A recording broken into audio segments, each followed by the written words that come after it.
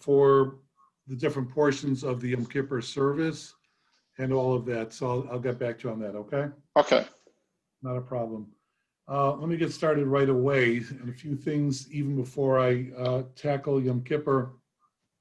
So number one is just a couple things of a reaction. I'll be short to the point. And that is, I'm probably saying what most, if not everyone, is feeling at the conclusion of 2 days of Rosh Hashanah.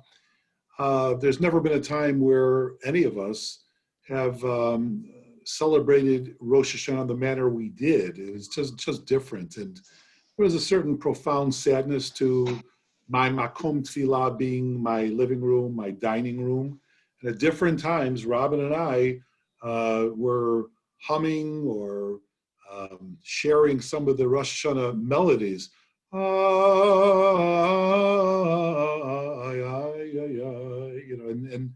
And we didn't have to say anything more. It was, we're supposed to be in shul, and we miss Chagai, we miss everybody.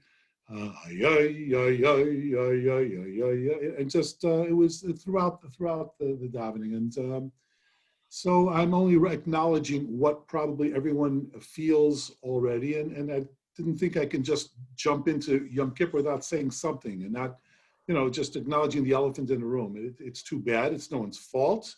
It's what has to be, but it's really, there's a sadness to it. And God willing, it should pass as quickly as possible. I also want to acknowledge, short to the point, Mike Blumenthal, this won't embarrass you, Mike, and Larry Klug as well, who I don't think is on. Your comments directed to all of the shul membership, right on, spot on. Thank you for what you said and what Larry Klug said. It was really heartfelt, very much so. We belong in shul. This is what we're doing. There's nothing to be done about it. We got to be safe and smart and healthy. And that's just the bottom line. That's all I'll say.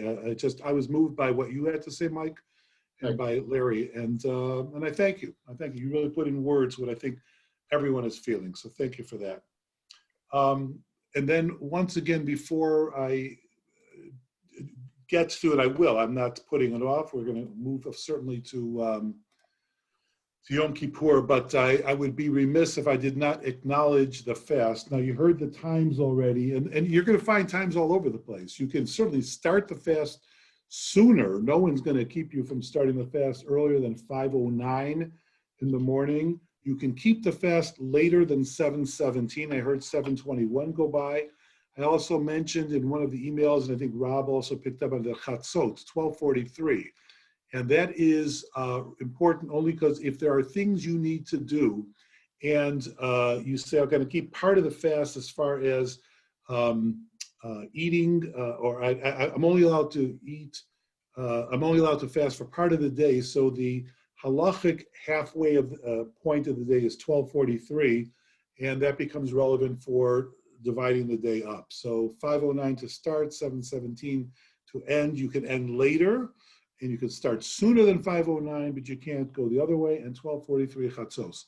The only other thing I'm going to mention is, why are we doing this at all? It is not only because of the assassination of Gedaliah. If that were the case, every day on the Jewish calendar would be a day of fasting or sadness or bereavement, because unfortunately our history is dotted with sadness and often tragedy. But the death of Gedaliah ben Achikam was symbolic of something bigger. And to be short to the point so I can jump into Yom Kippur is, Gedaliah was a puppet dictator. He was appointed by the Babylonian Emperor Nebuchadnezzar after he conquered Jerusalem in wanting to keep the Jews from rising up. He was very successful in the manner in which he took over Israel and conquered Jerusalem, destroying the Beis Hamikdash, etc. And you know the history of it. But in order to keep the Jews at bay and being strategic about it, he appointed a Jewish governor to be the puppet ruler of Israel under his direction, and that was Nebuchadnezzar. That was Gedaliah ben Achikam, and a crazed, I would say crazed, I don't know if the man would qualify for insanity, but the point is, Jew killing Jew is not something that is acceptable, nor do we think a person would be in his or her right mind. And so the assassination took place the same year as the destruction, at a time when Nebuchadnezzar was doing what he can to solidify his hold on the strangling of Israel, and figuring that he was solidifying his kingship over all of it.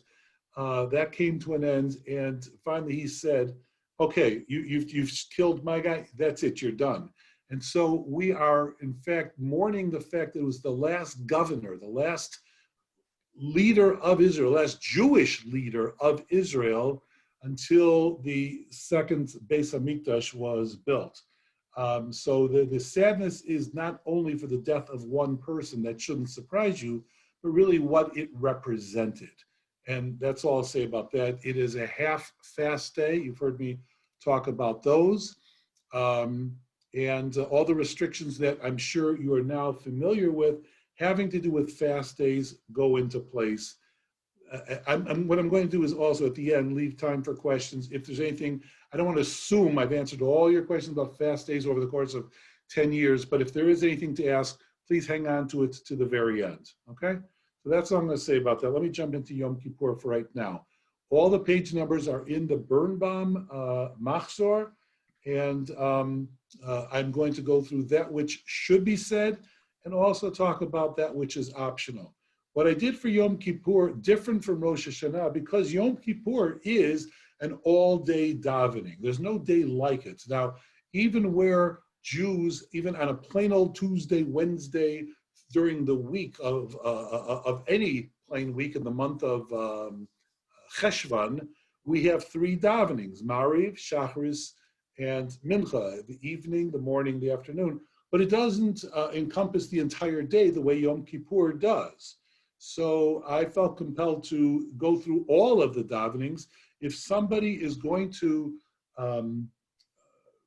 try to capture that which we normally do in shul, and you want to do it in your own home, you at least have the opportunity to daven in the same manner. I don't tell people what to do, but I hope this is instructive. And again, I keep in mind that it is without a minyan. I want you to understand the two ramifications of that. Without a minyan, the obvious is anything that needs a response. So I hope it goes mostly without saying that no Baruch Hu, no form of Kaddish, no repetition, the whole Kedusha, the repetition and the whole repetition of the Amidah, which is huge. It's the main part of the Musaf service, of course. But I did pull out selected parts that I thought were meaningful, that if one were so moved you want to include, there's no reason that you cannot. I didn't include the parts that really are more appropriate for communal davening. I began, as you'll see, with Kol Nidre on page 489. And the only difference here that's worth noting is that in the shul with the Chazan, with all these Sifrei Torah, Torah scrolls being held aloft, it is said 3 times. There is no such compulsion to say the Kol Nidre 3 times. If you are so moved by Kol Nidre and you have the dulcet, melodious tones of Chagai in your head after having heard it, and you are moved to say it 3 times, there is nothing that would keep you from it. It does not preclude you from doing so. It is not a bracha. So in that sense, if you wanted to say it 3 times, you certainly can, but I want to be clear, it does not need to be said 3 times the manner in which we would do it in shul. Brings us to 491. On 491, you've got each of those paragraphs. And here, because it is a declaration, similar to when we say Shalom Aleichem in our homes, when we sing Shalom Aleichem in the strictest manner, that stricter manner is to do each stanza 3 times. Don't have to. I've never heard of anyone taking on a tradition doing it twice, but generally it's between doing each stanza 1 time or doing it 3 times in the same category as this. Because they're short declarations, I would recommend following Birnbaum's instruction to do the top paragraph 3 times.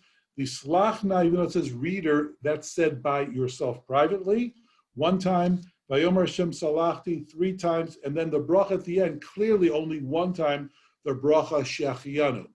A woman who has benched licht, a woman who has lit the Yom Kippur candle, saying the bracha ladlik der shel Yom HaKippurim, does not say this bracha. The presumption here, and Birnbaum's not all that clear about it, the presumption here is this is someone who did not bench licht. If you said the shechianu at the time of licht benching, you do not say this bracha. You can say, and should, amen to someone else saying it. That doesn't become a redundancy. I hope that's clear, okay? Because Yom Kippur is this year a Sunday night, Monday, anything that indicates Shabbat, obviously, is skipped. And then we come to 495, and we go through the body of the Mariv service. There are no surprises here. On 495, you skip Baruch Hu, top of the page. Bottom of the page is Shema Yisrael. Now, I recognize you are davening b'yichidus, privately, singularly, in a solitary fashion by yourself. Now, that doesn't mean, when I say by yourself, if your son is in from out of town and the two of you are davening together, yes, it is a collective form, but it is not minyan, it does not qualify as minyan. So the Baruch Shem Kavod, which is normally said in an undertone on Yom Kippur, all recitations of Baruch Shem Kavod are said in a full voice, just as you would Shema. So if you're davening in your living room and you're singing Shema Yisrael, you would do the same. You treat the Baruch Shem Kavod on Yom Kippur in the same manner. Going through 497, that's all of Shema. And we continue with the entire familiar Mariv service, 501, top of the page. Middle of the page, the phrase Ki Vayom Hazeh, which is particular to Yom Kippur.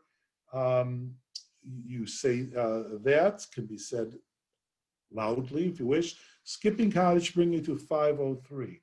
On 503, you come to the Yom Kippur Amidah, and every Amidah throughout Yom Kippur, with the exception of Nila, is going to include the long and the short, I should put in the other order, the short and the long confessional. The Asham, anytime I refer for purpose of instruction to the short confessional, I'm referring to the Ashamnu, and when I refer to the long confessional, I'm referring to the Al-Chetz, the list of Al-Chetz.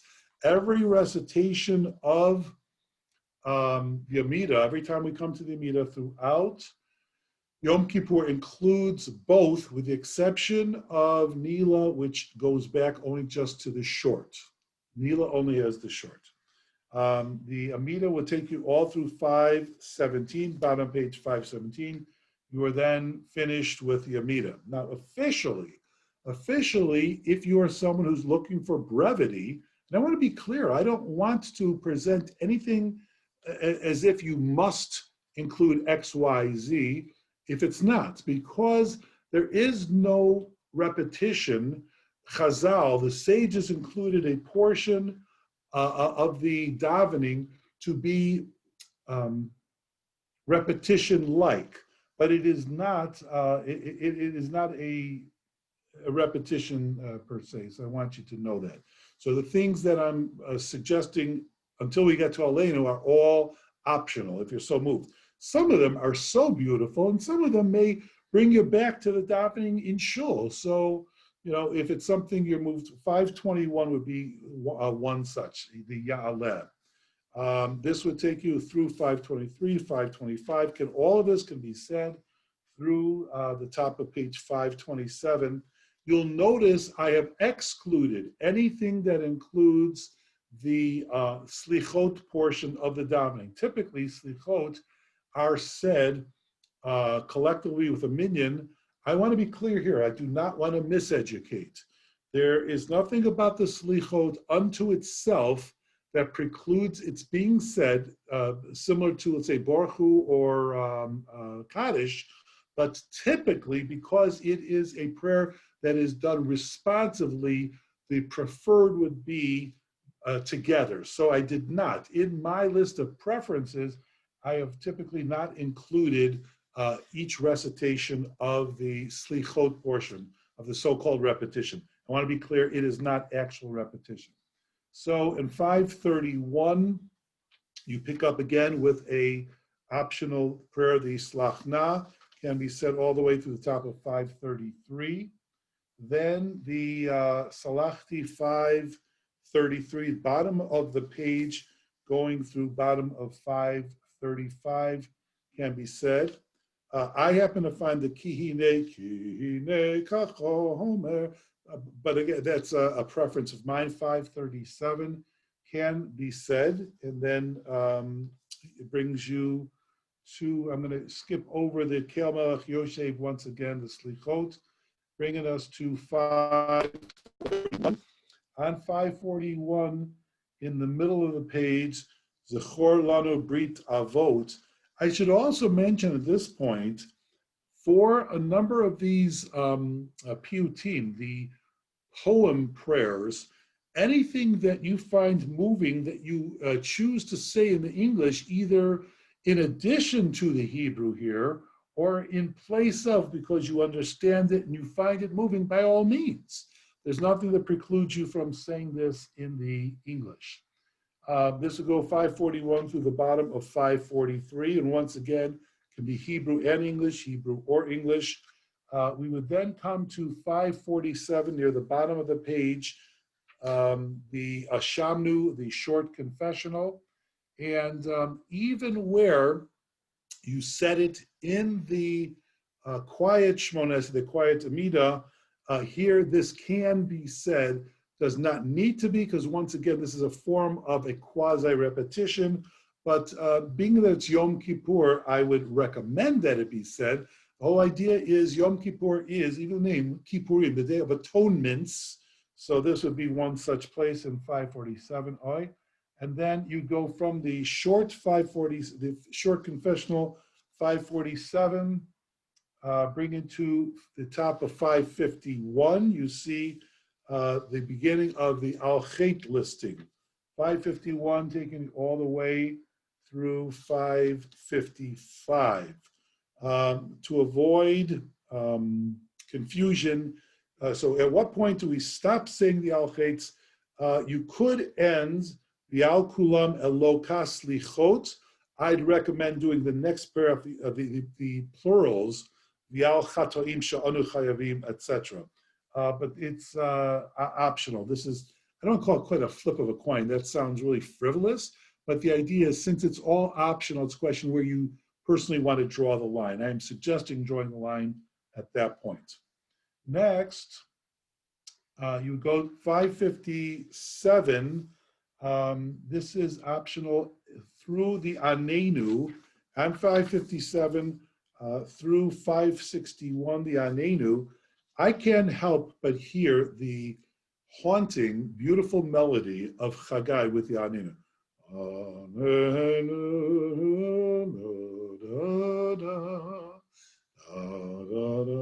Not to make you miss him more or to miss our davening together, but it's just ingrained in my head. That's 561, can be said. I would not say the Hu Yanenu of 563, that is more of a responsive portion, bringing you to the Avinu Malkeinu. I have no doubt if Larry Klug were on, this is not to embarrass him in any way, but if Larry Klug were on, he would ask, should we be saying Avinu? It says the ark is open, because he's asked that sort of thing. And the answer is, there is no ark in your living room, I am sure, but yes, Avinu Malkeinu is said on 565, taking you through the middle of 569. And then one more point of editorial comment. I can't help but hear the beautiful harmonies of the last line, Avinu Malkeinu, etc., etc. Then the David Mizmor, Birnbaum indicates in small print, middle of 569, to go back to page 91, the David Mizmor, which is Psalm 24, should be said at this point. And afterwards, you come back to 571, the familiar Aleinu, obviously.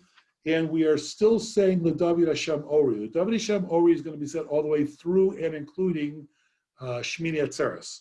So during the entire Aseret Yemei Teshuvah, the days linking Rosh Hashanah to Yom Kippur, we say the David Hashem Ori.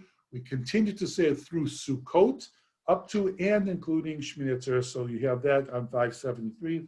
Daven Hashem Ori, and if you are so inclined to end your davening in the evening with Adon Olam on 575, Adon Olam is always optional, but shouldn't be treated as frivolously as it is. I think a year or two ago, I wrote a piece for the B'nai Shalom bulletin on Adon Olam, and I'm guilty of this myself. I talked about how in the Shabbos morning davening, we're busy folding up our telesim during the Adon Olam.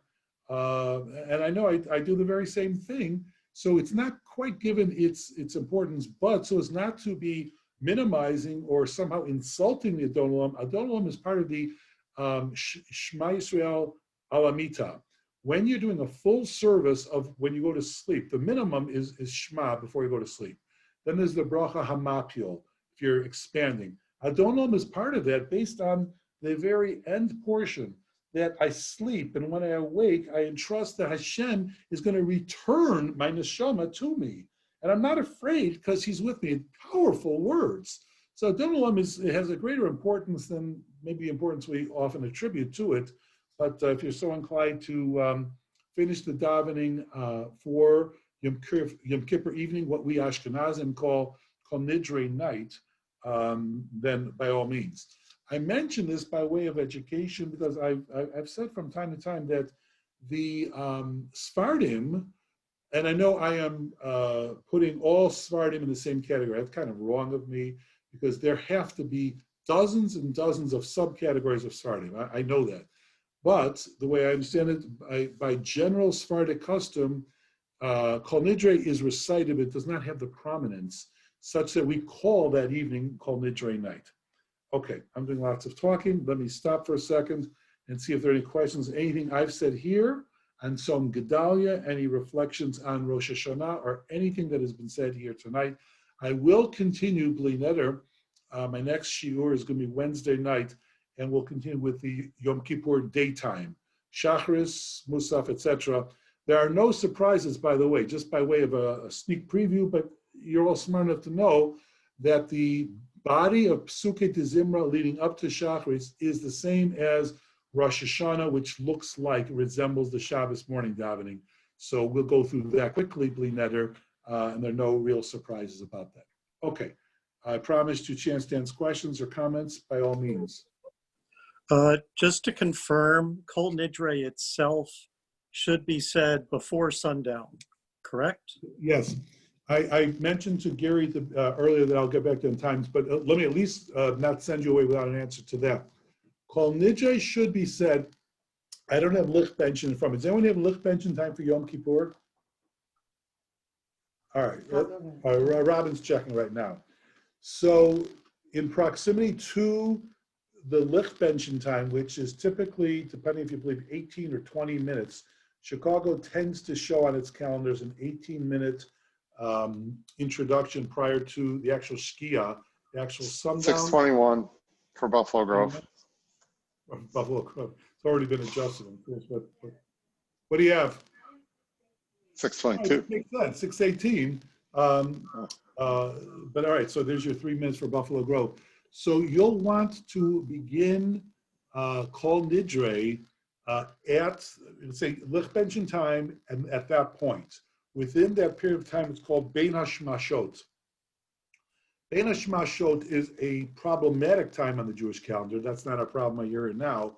And when I say problematic, because for purposes of births, deaths, for when you schedule a bris, it is the point where it is a gray area, both literally and in terms of our understanding, whether it belongs to the day that is going out, the day it's upcoming. We need to be precise, but it is even the term, Bein HaShmashot, between the suns, between this day and that day. You'll want to begin. So for Buffalo Grove, if Lich Benchen is 6:21, you'll want to start your Kol Nidre by 6:22. You'll want to say it there and have that at that period of time. Be done with it within the next 30 minutes. Have it done. If you're saying it 3 times, especially if you're saying it slowly, but there's more than enough time for that. None of us is Chagai. We're not going to say with the same Chazonis, and I don't think that should be an issue as far as that. I also want to mention, and Gary, we can talk privately about it. you'd ask me about kaparas, and the answer is certainly. I didn't mean to leave you hanging, will there or not, but we'll talk about how to schedule. Please God, we'll see each other the next couple nights for Pirkei Avos, but however you want to schedule in the pre-Yom Kippur kaparas, I'm happy to demonstrate. It's, by the way, I don't want to oversell it. We have a commercial for an upcoming TV show or something, and they're saying, oh, you can't wait till kaparas, as done with tzedakah, is very non-dramatic. I'm not doing with a live chicken. I follow the shita of the Vilna Gaon. Not everyone does. The Vilna Gaon said it's Tsar Bali Chaim. Having watched it done within a 7-foot proximity with a live chicken, and forget that chicken is a particularly unattractive animal. Forget the fact it's not a particularly intelligent animal. The idea, the rationale behind Tsar Bali Chaim, cruelty to animals, has nothing to do with how beautiful it is. The idea of boiling a lobster alive is reprehensible to me, and I don't care that it's an unattractive animal. I am told by people who seem to know that in order for it not to be poisoned and for it to be some delicacy to enjoy by people who don't keep kosher, that a lobster must be boiled alive. That's just horrible. We're much more sensitive. I'm sorry, I'm going off on my, they're on the soapbox. I don't mean to, but we're much more sensitive to those baby seal pups because they're adorable. And the idea of clubbing a seal pup is loathsome. I get that, but it's because they're cute. Lobster's not cute. Anyway, back to the chicken, and I'm not trying to talk you out of it. If your family tradition is doing it, it just needs to be done in a manner that would be the least traumatizing to the animal. What I watched was terrible.